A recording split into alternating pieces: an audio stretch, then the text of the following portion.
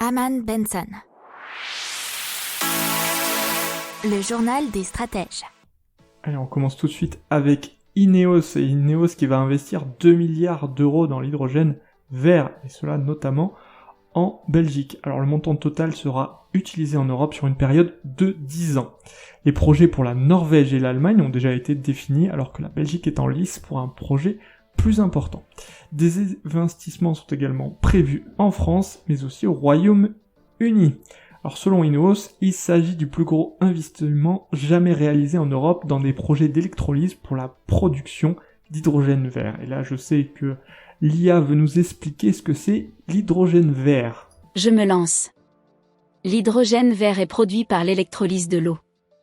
L'électricité utilisée à cet effet est produite à partir de sources renouvelables. Ce combustible est considéré comme l'un des meilleurs outils pour rendre l'industrie neutre en CO2, car il n'émet que de la vapeur d'eau et est donc beaucoup plus propre que les combustibles fossiles. Voilà, merci pour la précision.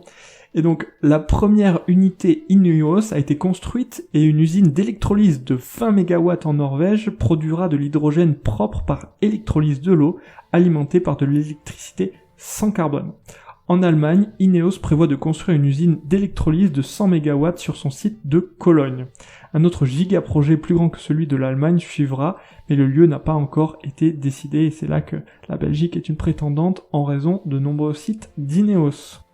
N'oubliez pas de vous abonner au podcast, mais pourquoi pas aussi à notre newsletter La Lettre des Stratèges qui est gratuite, vous en trouverez dans les infos de l'émission, mais aussi sur notre site internet Aman Benson Stratégie, rubrique média La Lettre des Stratèges.